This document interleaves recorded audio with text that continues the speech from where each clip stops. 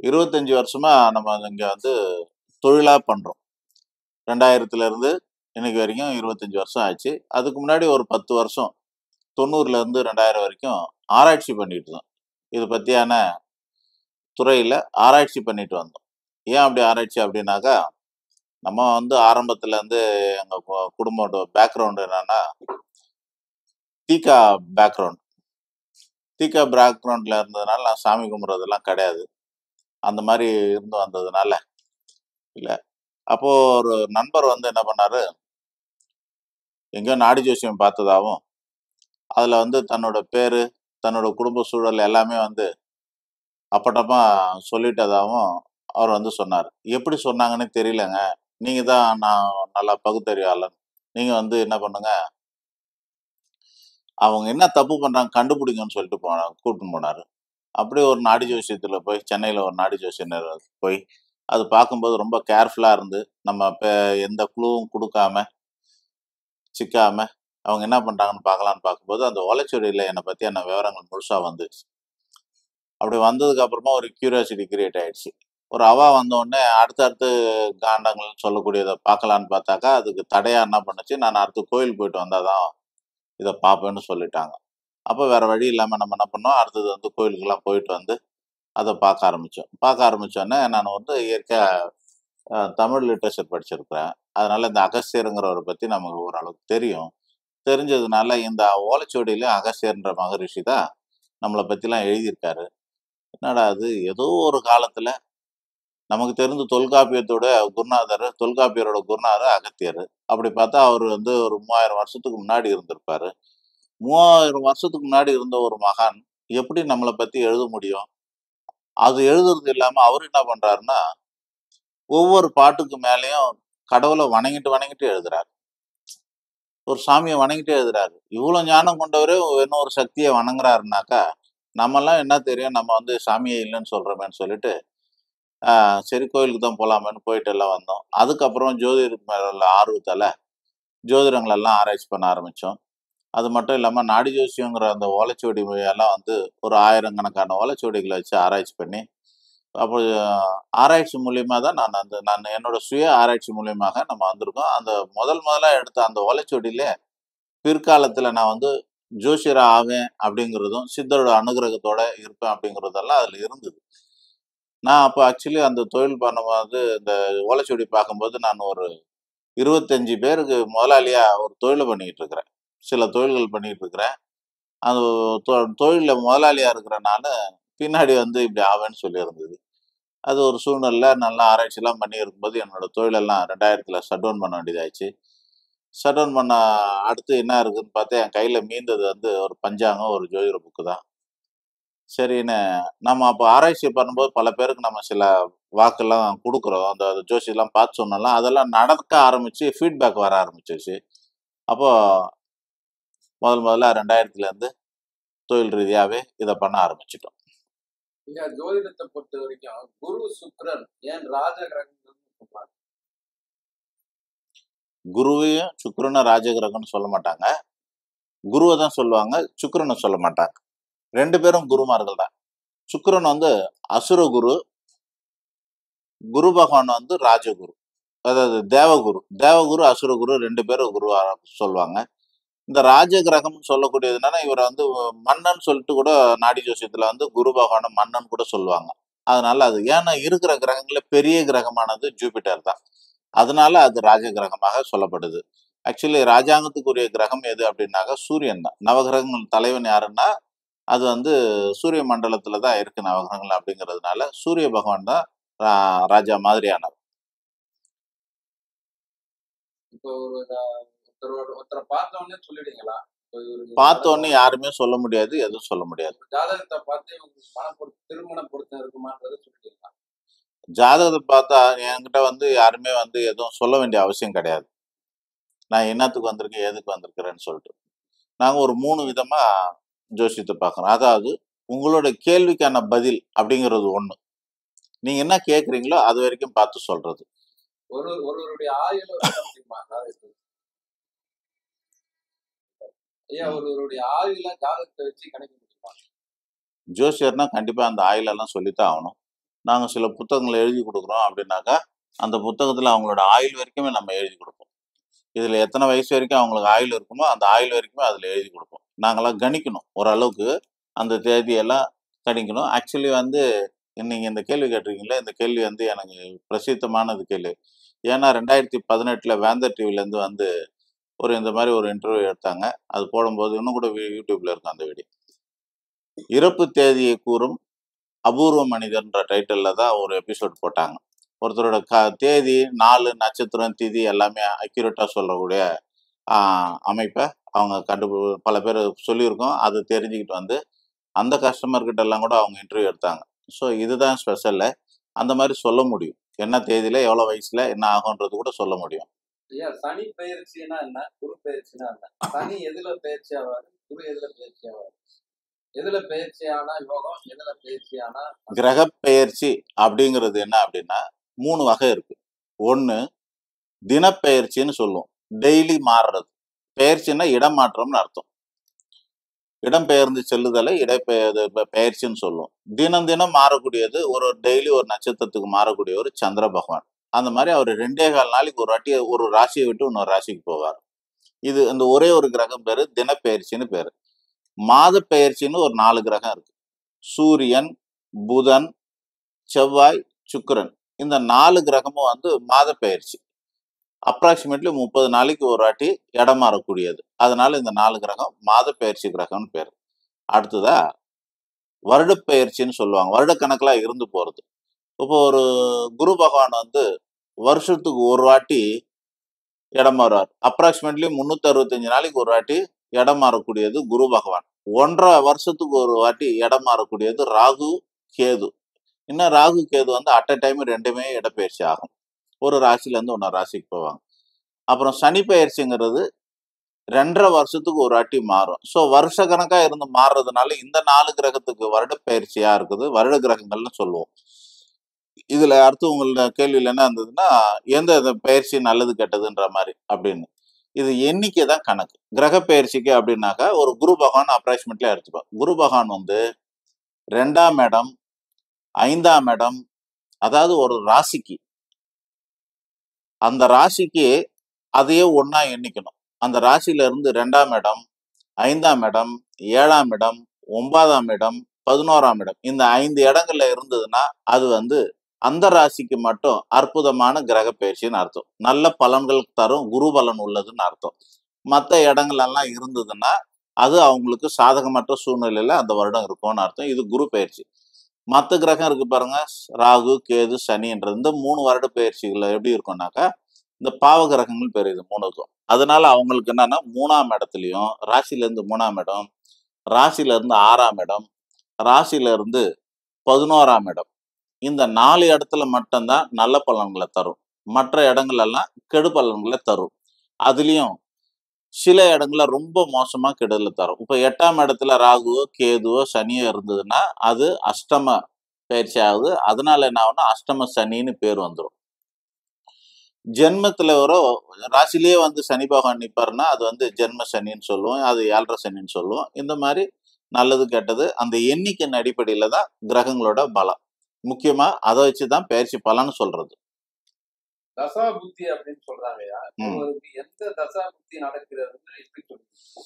Okay, அவங்க என்ன நட்சத்திரத்துல ஒரு ஆர்டர் வச்சிருக்காங்க. நட்சத்திரங்களை வந்து 27, அது 9 கிரகத்துக்கு பிரிச்சு கொடுக்குறாங்க. எப்படி நம்ம சீட்டு கட்டு போடும்போது இப்படி இப்படி இப்படி போடுறோமோ அந்த மாதிரி 3 பேருக்கு மாற்றி மாற்றி போடுற மாதிரி, இல்லை 9 பேருக்கு மாற்றி மாற்றி போடுற மாதிரி போடும்போது எப்படி நமக்கு ஈவனா பிரியுதோ அந்த மாதிரி 27 நட்சத்திரத்து 9 கிரகத்துக்கு 1/1 பிரிக்கும் போது ஆக அது ஒரு ரவுண்டு வரும்போது 9 நட்சத்திரம் வந்துடும். திரும்பவும் 10வது நட்சத்திரம் முதல் கிரகத்துக்கு வரும். அப்படி மாற்றி மாற்றி போடும்போது ஒரு கிரகத்துக்கும் 3 நட்சத்திரம் வரும். இந்த 3 நட்சத்திரத்தை சேர்ந்தவங்களுக்கு ஒரு கிரகத்தோட தசாபுத்தியில அவங்களோட வாழ்க்கை தொடங்கும். அந்த நட்சத்திரம் முழுமையா ஒரு ஆளுக்கு இருக்குமானா பிறக்கும் போது முழுமையா இருக்காது. ஒரு நட்சத்திரம் கேலண்டர்ல பார்த்தோம் இந்த செகண்ட்ல தொடங்குது அப்படின்னா அதே நேரத்துல குழந்தை பிறக்காது. அது ஒரு 12 மணி நேரம் பொறுத்து பிறந்ததுன்னா என்ன ஆகும்னாக்கா பாதி நட்சத்திரம் கரைஞ்சிருக்கும். அப்போ பாதி தசாபுத்தி காலம் கர்ப்பத்திலே கரைஞ்சி போனதாக மீதி இருப்புங்கிற பேர்ல நம்ம அதை எழுதுவோம். அப்போ ஒரு சூரிய தசை இருக்குது அப்படின்னா அது 6 வருஷம். அதுல 2ஆம் பாதம் முடிஞ்சு 3ஆம் பாதத்துல பிறந்திருந்தாங்கனாக்கா அவங்களுக்கு மீதி 3 வருஷம்தான் தசா இருப்பு இருக்கும்னு பேரு. இது காலம், தசா காலம்னு பேரு. ஐயா குரு 7 நீச்சம் அடைந்தால் என்ன மாதிரியான பலன் கிடைக்கும்? குரு பகவான் 7ல நீச்சம் பண்ணாது. அதாவது எண்ணிக்கை தான் முக்கியம். இதுல நான் ஒரு பலனை சொல்றதுக்கு முன்னாடி அந்த கிரகத்துக்கு 10 குறைஞ்சபட்சம் 10 விதமான ஆஸ்பெக்ட், ஒரு 10 விதமான கூறுகள்ல நம்ம ஆராயிரும். அது என்னன்னா, 1 முதல்ல ஸ்தானம், ஸ்தானாதிபதி, காரகம், இணைவு, சாரம், பார்வை, பாகை, பாகைன்னா டிகிரி, கிரக அவஸ்தை, யோகம், தோஷம், எண்ணிக்கை, இந்த மாதிரி ஒரு 10 விதம், குறைஞ்சபட்சம் 10 விதத்துல நம்ம பார்த்து தான் பலன் சொல்றோம். அதுல பிரதானம்னா ஒண்ணு இருக்கணும். அது என்ன அப்படின்னாக்கா, எண்ணிக்கை தான் பிரதானம். ஒரு ஜாதகத்துக்கு 6, 8, 12 நல்ல இடங்கள் கிடையாது. அந்த இடத்துல இருக்கிற கிரகங்கள் எல்லாம் நமக்கு பெரும்பாலும் தீமையை தான் செய்யும். பெரும்பாலும் 99% தீமையை தான் செய்யும். இந்த ராகு கேதுவை தவிர, ஏன்னா அவங்களுக்கு 6ஆம் வீடு கிடையாது, ஆதிபத்தியம் கிடையாதுனால அவங்கள தவிர எல்லாருக்கும் இருக்கு. அதுலயுமே அந்த ராகு கேதுலயும் 8, 12ல இருந்தா கண்டிப்பா கெடுதல் தான் செய்யும். 6ல இருந்தா மட்டும்தான் நன்மை செய்யும். இப்படி எடுத்துக்கணும். அந்த வகையில எண்ணிக்கை ஆதிபத்தியம் அப்படிங்கிறது அவங்களுடைய லக்னத்தை பொறுத்து தான் தொடங்குது. லக்னத்தை 1வது ஆதிபத்தியமாகும். அப்படி சொல்லும் போது இந்த குரு பகவான் அப்படின்னு சொன்னீங்கன்னாக்கா, குரு பகவான் அப்படின்னு சொல்லக்கூடியது அந்த லக்னத்துக்கு நல்ல நிலையில இருந்ததுன்னா, நல்ல அதிபதியாக இருந்தால் அவங்க அதுக்கான பலனை தருவாங்க. இப்ப 7ஆம் இடத்துல நீச்சம் அப்படின்னா, யாருக்கு 7ஆம் இடத்துல குரு பகவான் நீச்சமாகும் அப்படின்னு தெரிஞ்சுக்கணும்னு பாத்தீங்கன்னா, கடக லக்னத்துக்கு 7ஆம் இடத்துல குரு பகவான் நீச்சம் ஆவார். வேற யாருக்குமே ஆக முடியாது. அந்த இடத்துலதான் அவருக்கு நீச்சம் கொடுக்குறாங்க. மகரத்துலதான் குரு பகவானுக்கு நீச்சம் கொடுக்குறாங்க. அதனால அவருக்கு மட்டும்தான் 7ஆம் இடத்துல நீச்சம் ஆகும். அப்படி இருந்தா அவருக்கு மட்டும்தான் நீங்க கேட்கிற கேள்விக்கு பதில் சொல்ல முடியும். 7ஆம் இடத்துல நீச்சம் 6ங்கிற, நான் சொன்ன முன்னாடி 6, 8, 12 நல்ல இடங்கள் இல்லைன்னு, அந்த கிரகம் 7ல நின்று நீச்சமானதுன்னா திருமண வாழ்க்கையில கடுமையான பாதிப்பு ஏற்படுறது மட்டும் இல்லாம, அந்த கடக லக்னத்தை சேர்ந்தவருக்கு 6ன்ற கடன், வழக்கு, வியாதி, சண்டை, சச்சரவு, நோய் நொடி போன்ற உபாதைகளால அவர் போகக்கூடாத இடமான ஹாஸ்பிட்டலு, கோர்ட்டு, போலீஸ் ஸ்டேஷன் போன்ற இடங்களுக்கெல்லாம் போக வேண்டிய சூழ்நிலை ஏற்படும்னு அர்த்தம். ஐயா பொதுவா அமாவாசை பௌர்ணமி திதியில பிறந்தவங்க அதே திதியில பிறந்தவங்க திருமணம் செய்யலாமா? அப்படி செஞ்சா பாதிப்பு வருமா? இல்ல என்ன மாதிரியான விஷயம்? எப்பவுமே திதி மட்டும் கிடையாது, யோகம் மட்டும் கிடையாது, பஞ்ச அங்கமும் ராசி, நட்சத்திரம், திதி, கர்ணம், யோகம், இது 5மே மேட்ச் ஆகக்கூடாது. சரியான மேட்ச் என்னன்னா வேற வேறையா இருக்குது தான் சரியான மேட்ச். இப்போ ஜாடிக்கு ஏத்த ஜாடி போட்டு மூட மாட்டோம், ஜாடிக்கு ஏத்த மூடியை தான் போடுவோம்.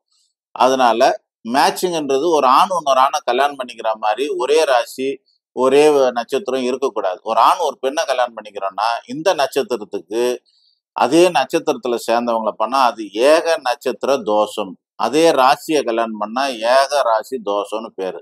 ஆக ஏக ராசியில, ஏக நட்சத்திரத்துல, ஏக திதியில, ஏக கர்ணத்துல, ஏன் அவ்வளோ ஏக கிழமையில கூட பண்ணக்கூடாது. சார் அதே மாதிரி இப்போ வீட்டுக்கு பெரிய பையன் கலசன், பொண்ணு எடுக்கிற வீட்டுல பொண்ணு பெரிய பொண்ணு, அந்த தலசம் பண்ணக்கூடாதுன்னு சொல்றது. அது ஏன் சார்? ஜாதக ரீதியா எந்த வகையான குறைபாடும் கிடையாது. எல்லாம் தலசனை தான் பண்ணிக்கிட்டு இருந்தாங்க. பண்ணலாம், தப்பு இல்லை. இனி வர காலத்துல 2 பேர் தான் இருக்க போறாங்க குடும்பத்துல, அல்லது இனிமேல் ஒண்ணுதான் இருக்க போறாங்க. அவங்க தலசனா இலசனான்னு தெரியாது, அவங்க ஒருத்தர் தான் இருக்க போறாரு. ஒரே பையன் ஒரே பொண்ணுக்கு பண்றாங்க இல்லையா, வாழ்ந்துகிட்டு தான் இருக்காங்க, நல்லா இருக்காங்க. ஆனா நம்ம ஆராயணும். அதாவது முன்னாடி தலசனுக்கு தலசன் பண்ண மாட்டாங்க. காரணம் என்ன அப்படின்னா, அப்போ ஜாயிண்ட் ஃபேமிலியா இருந்தது, கூட்டு குடும்பமா இருந்தது. அப்போ இந்த தலைமை பொறுப்புல இருக்கக்கூடிய தலசனுக்கு அதிகமான பொறுப்பு இருந்தது.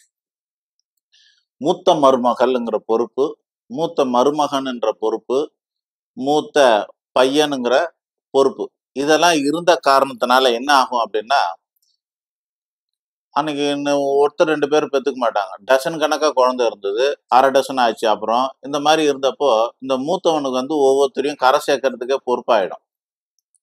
இந்த மருமகள் அப்படின்னு சொல்லும் போது அவங்களுக்கு ஒரு ஆளுக்கு 2 பொறுப்பாயிடுது. தன்னோட வீட்டுல இருக்கிற தன்னோட தம்பி தங்கச்சிங்களுக்கு கல்யாணம் பண்ணி வைக்கணும், 2வது தன்னுடைய மனைவி அல்லது சம்பந்த வீட்டில் இருக்கக்கூடிய அவங்களுடைய தம்பி தங்கச்சிங்களுக்குமே செய்ய வேண்டியது இருக்கும். இந்த சீரு செஞ்சு அந்த மாதிரி கல்யாணம் செஞ்சு பொறுப்பை ஏற்று செய்யறதுக்கு இவங்களால மாற முடியாது. வேலை அதிகம், பொருளாதார சிக்கல்லாம் நிறைய வரும். இவங்க தலையெடுக்க முடியாதுங்கிறதுனால 2 தலசனை சேர்க்காம ஒரு தலசனுக்கு இன்னொரு இலசனை பண்ற பழக்கம் வச்சிருந்தாங்க. யாராவது ஒரு ஆளாச்சு, இல்லைன்னா அவங்களோட பாடனை குறைக்கிறது, அவங்களோட பலுவை குறைக்கிறது. அதுக்கு வேற ஒரு மாத்து வச்சிருந்தாங்க. தலசம் பண்ணா ஒரு குண்டுமணி ஆச்சு தங்கம் எக்ஸ்ட்ரா வச்சாக்கா நல்லா இருக்கும் அப்படின்னு. ஒரு குண்டுமணி வச்சு வீட்டுல இருக்கிற மொத்த பேர் கல்யாணம் பண்ணி வைக்க முடியுமா என்ன? அப்போ எக்ஸ்ட்ரா சவரன்கள் தலசனா இருந்து பண்ணா நிறைய அவங்களுக்கு பொண்ணு பொருள் எல்லாம் சீர்வரிசை எக்ஸ்ட்ரா கொடுத்து பண்ணாதான் அவங்களால அடுத்த கடமைகள் எல்லாம் பண்ண முடியும் அப்படிங்கிறது இருந்தது. இப்போ அதெல்லாம் கிடையாது. யாரும் யார் பொறுப்பும் கிடையாது. அவங்க வேலையை பார்த்துக்கிறாங்க. அதனால இப்பெல்லாம் தலசம் தாராளமா பண்ணிக்கலாம். எந்த வகையான தோஷமும் கிடையாது. குடும்பத்துல எந்த வகையான பாதிப்போ இந்த காரணத்துக்காக வராது. ஐயா, பொதுவா 7 சனி இருந்தா மன வாழ்க்கை எப்படி இருக்குங்க?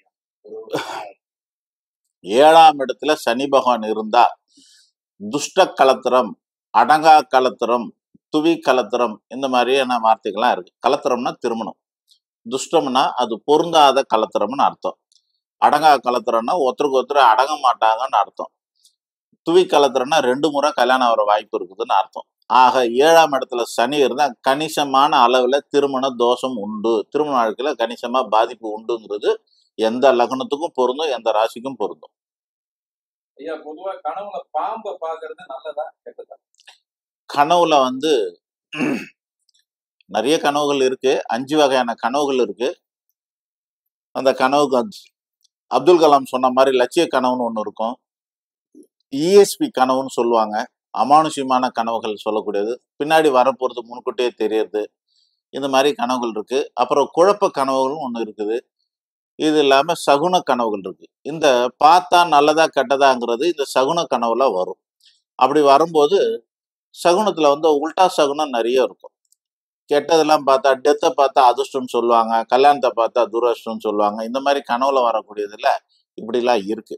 அந்த வகையில பாம்பை பார்க்கறது அதிர்ஷ்டத்தை தரும்.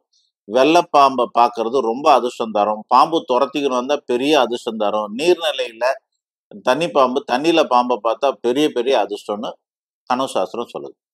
ஐயா, ஒருவருடைய லக்னத்துல 2ஆம் இடத்தில் 4 கிரகங்கள் இருக்குதான். எதுல? ஜாதகத்துல. ஜாதகத்துல ஒருத்தர் கேட்டுருக்காங்க, அவருடைய லக்னத்துல 2ஆம் இடத்துல 4 லக்னத்துக்கு 2ஆம் இடத்துல 4 கிரகம் இருக்கிறது. அவருடைய எதிர்காலம் எப்படி இருக்கு? இப்போ இணைவுங்கிறது நம்மளுடைய அரசியல் கூட்டணி மாதிரிங்க. யாரோட யாரெல்லாம் சேர்ந்தா நல்லது நடக்கும் அப்படின்னு. எதிரும் புதிருமான சேரவே மாட்டாங்க. சேர்ந்தா அது நல்லா இருக்காது. கான்ட்ரவர்சியான கொள்கை கொண்டவர்கள் சேர முடியறது இல்லை. இந்த மாதிரி எல்லாம் இருக்கிற மாதிரி எதிரும் புதிருமான சேரக்கூடாது. ஆக பாவகிரக சேர்க்கை சேர்ந்ததுனாலுமே அது பாதிப்பு இருக்கும். 4 கிரகம் அப்படின்னாக்கா 4 இருக்கிறதே சுபகிரகம் 4, பாவகிரகம் 5. இப்ப 4 கிரகம் சேர்ந்துருக்குன்னா கண்டிப்பா அதுல ஒன்னாச்சு பாவகிரகம் சேர்ந்துருக்கும். அந்த பாவகிரகத்தை கூடா நட்பு கேடாய் முடியும். கண்டிப்பா அதுல கொஞ்சம் கணிசமான பாதிப்புகள்லாம் உண்டாகும்ன்றது உண்மை. இன்னொரு ஆங்கிள் பார்த்தோம்னா இந்த 6ஆம் இடம், 8ஆம் இடம், 12ஆம் அதிபதிகளாக கண்டிப்பா அந்த 4 பேர்ல ஒருத்தராச்சும் இருப்பாங்க. அப்போ அதுவும் நல்லது கிடையாது. 6, 8, 12 இப்போ வாழையில நிறைய ஒரு சைவம் சாப்பிட்றவன் இருக்கிறான். அவனுக்கு வாழையில நிறைய சாப்பாடு போட்டு வச்சுட்டு ஒரு பீஸு, ஒரு லெக் பீஸ் எடுத்து உள்ள வச்சுட்டீங்கன்னாக்கா இப்போ அது சைவ சாப்பாடு ஆயிடுமா, அசைவ சாப்பாடு ஆயிடுமா? அது அசைவ சாப்பாடு ஆகும். அது போல இந்த 4 கிரகத்துல ஒரு கிரகம் நீச்ச கிரகம் ஆனாலோ, பாவகிரகமா இருந்தாலோ, அல்லது 6, 8, 12 அதிபதிகளாக சேர்ந்தாலோ இந்த 3 பேருக்கும் பாதிப்புங்க. அதனால நன்மைகள்லாம் ஒரு பக்கம் நடக்கும். அதுல கிரகங்கள் கூடுறதுனால, இப்போ உதாரணத்துக்கு புதனும் சூரியனும் சேர்ந்ததுன்னா புதாதித்த யோகம்னு சொல்றோம்னு வச்சுக்கோங்களேன். 9ஆம் அதிபதியும் 10ஆம் அதிபதியும் சேர்ந்ததுன்னா அது தன கர்மாதிபதி யோகம். 2-10 கோடினா தன கர்மாதிபதி யோகம். 4-10 கோடினா திருப்பணி கர்மாபதி யோகம். இந்த மாதிரி நிறைய யோகங்கள்லாம் இருக்கு. இப்ப சேர்றதுனால யோகங்களும் இருக்கும்.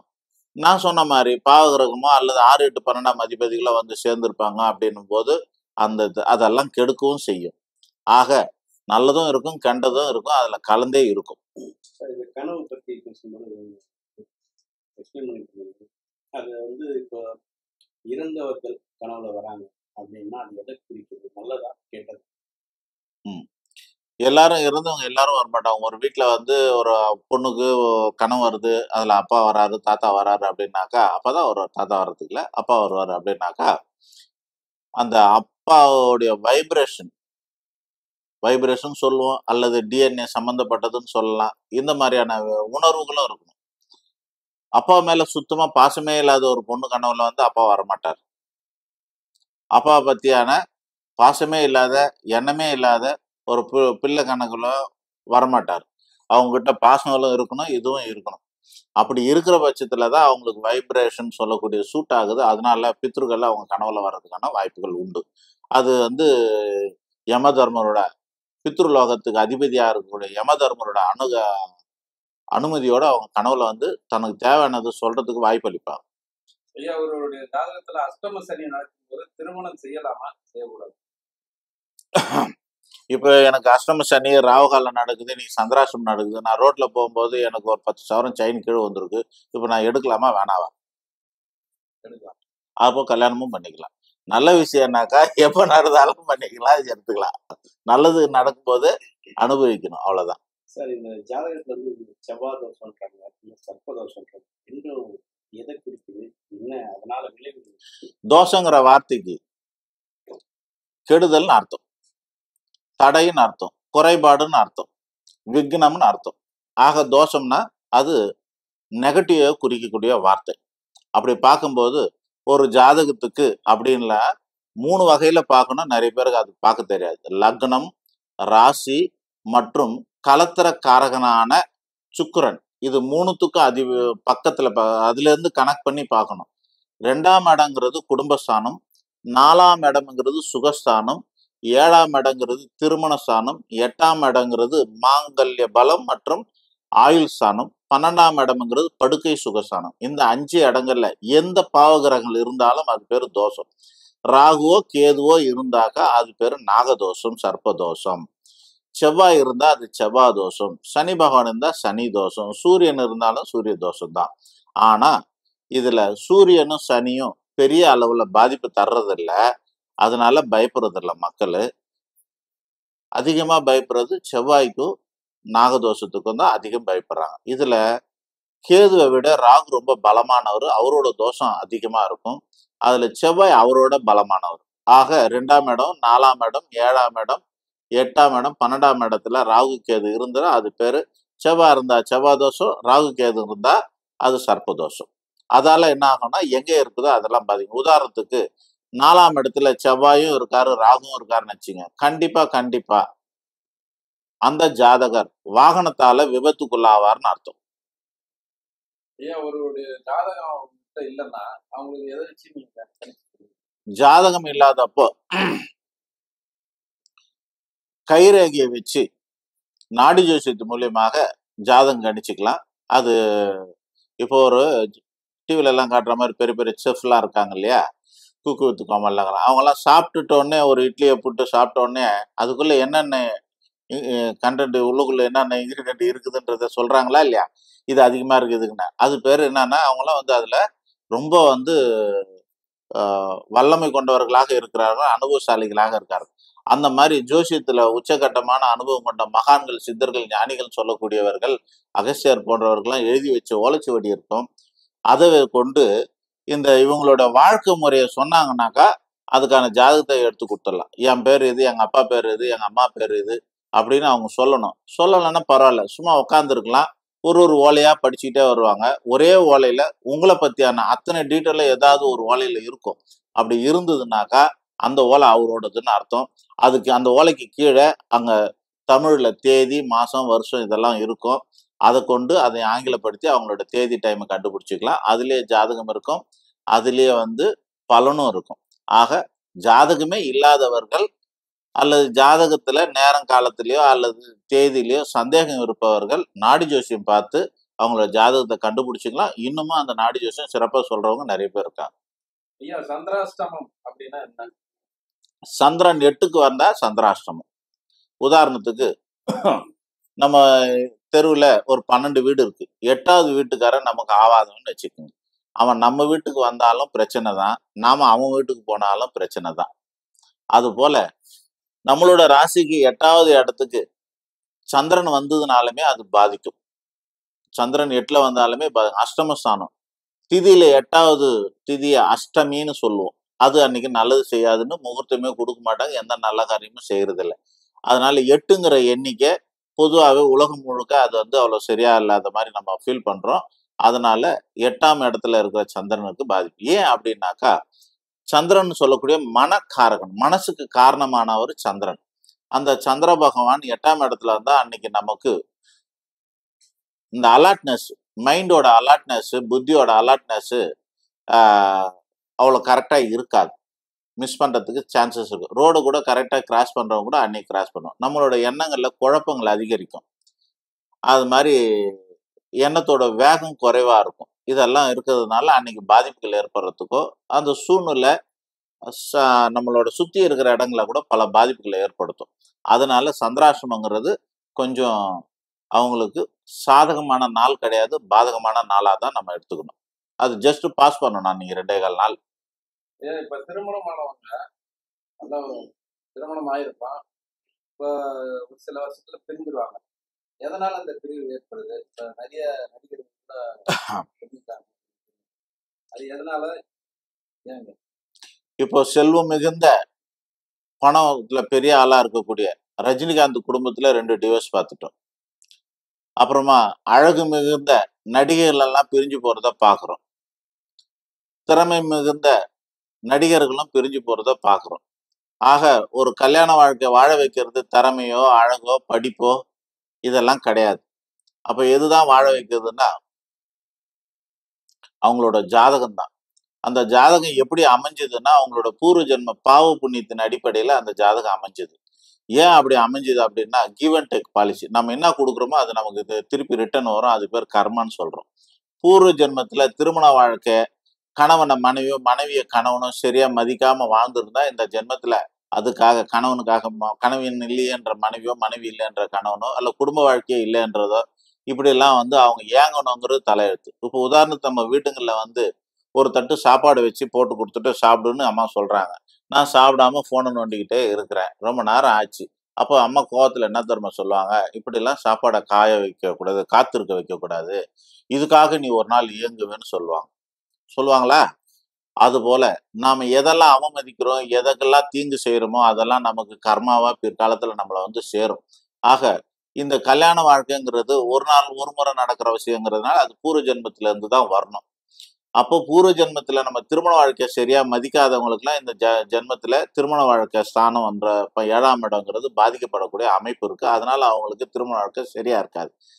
இந்த டிவில எல்லாம் கூப்பிட்டு வச்சு, ஜோசியர் எல்லாம் கூப்பிட்டு வச்சு பேட்டி எடுப்பாங்க, டிபேட்லாம் நடத்துவாங்க. பொருத்தம் பார்த்து பண்ணா இப்படி ஆயிடுச்சு அப்படின்னு. வெறும் பொருத்தம் வாழ்க்கையை நடக்காது. எனக்கு ஏபிசிடி கரெக்டா தெரியுங்க. 26 எழுத்தும் தெரியும், தலைக்கிழவும் தெரியும். அதுக்காக நான் இங்கிலீஷ்ல போயம் எழுத முடியுமானாக்கா அது முடியாது. ஏன்னா இதை விட அதுக்கு எக்ஸ்ட்ரா வல்லமை தேவை. அந்த மாதிரி ஒரு ஜாதகத்தை பார்த்து வெறும் நட்சத்திரத்தை மட்டும் பார்த்து பொருத்தம் பார்த்து கல்யாணம் பண்ணா அதெல்லாம் அவங்க நல்லா வாழ்ந்துருவாங்கன்ற எந்த விதமான உத்தரவாதமும் கேரண்டியெல்லாம் வாரண்டி கேரண்டி எல்லாம் கிடையாது. அப்ப நட்சத்திர பொருத்தம் பத்தாது. அதுக்கு மேல இன்னும் சில விஷயங்கள் இருக்கு. என்ன அப்படின்னாக்கா, குணங்கள் பொருந்தணும் அப்படின்னு இருக்கு. இந்தந்த குணத்துக்கு இந்தந்த குணம் தான் பொருந்தும்னு சொல்லக்கூடியதற்கு அப்படி பண்ணணும். இப்ப உதாரணத்துக்கு மேஷம் மற்றும் விருச்சகத்தை சேர்ந்தவங்க செவ்வாயோட ஆதிக்கத்தை கொண்டவர்கள் அர்த்தம். இந்த செவ்வாய் ஆதிக்கம் கொண்டவர்களுக்கு வாழ்க்கை துணை யாரா இருந்தா நல்லா இருக்கும்னா சுக்கிரனோட ஆதிக்கம் கொண்டவர்களுக்கு நல்லா இருக்கும். ஆக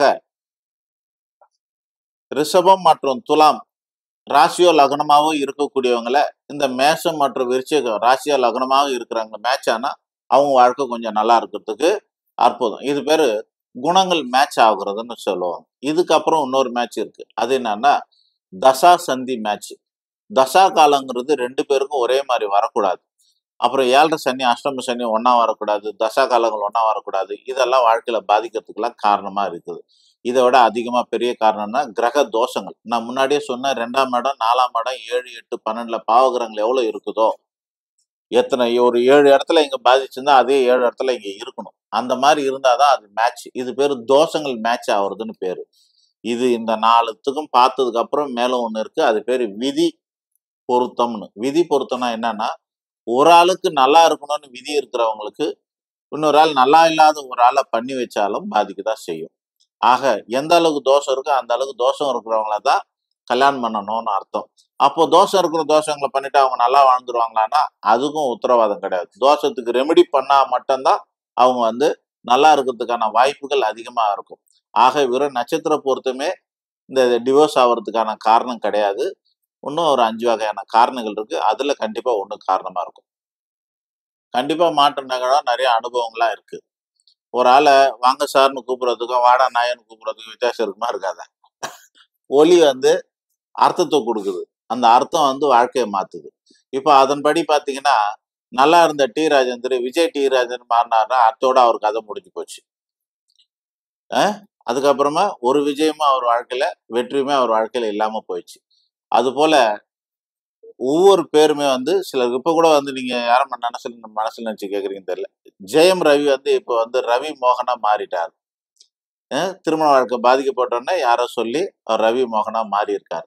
இது போல இந்த பேருக்கு ஏற்ற மாதிரியான வாழ்க்கை முறைகள் கண்டிப்பா மாறுறதுக்கு மாறும். கண்டிப்பா அதுக்கான பலன் மாறும். எண்ணிக்கை மாறும். அதாவது நியூமராலஜிங்க சொல்லக்கூடிய எழுத்துக்களுக்கான கூட்டு எண்ணுக்கு மாறும்போது வாழ்க்கையில மாற்றம் வரும். பெயர் மாறும்போது வாழ்க்கையில மாற்றம் வரும்.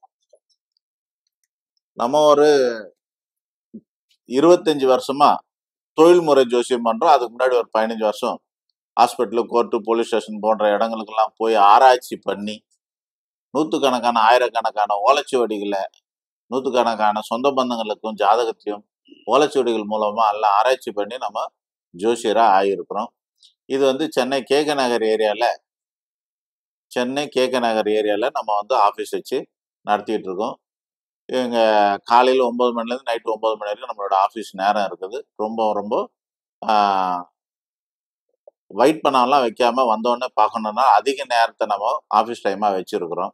எல்லா வகையான ஜோதிட முறைகளும் பார்ப்போம். நியூமராலஜி, நேமாலஜி, சவுண்டாலஜி, புராணாலஜி, கிராஃபாலஜி, ஜெமாலஜி, அஸ்ட்ராலஜி, வாஸ்து, இந்த மாதிரி எல்லா அலஜியும் நம்ம பார்க்குறோம். நம்ம பேர் வந்து அடிமுடி சுவாமின்னு நீங்கள் கூகுளில் சர்ச் பண்ணாலுமே வந்துடும். அடிமுடி சுவாமி VS சுந்தரராஜன் அருள் ஞான ஜோதிடர் அப்படின்னு சொன்னாலும் வரும் அதில். அது மட்டும் இல்லாமல் நம்மளோட நம்பர் இங்கே கூட எழுதியிருக்கேன். உங்களால் ஜூம் பண்ண முடிஞ்சா பார்த்துங்க. இல்லைன்னா நான் இன்னொரு வாட்டி சொல்கிறேன். 9382151059. நன்றி, வணக்கம்.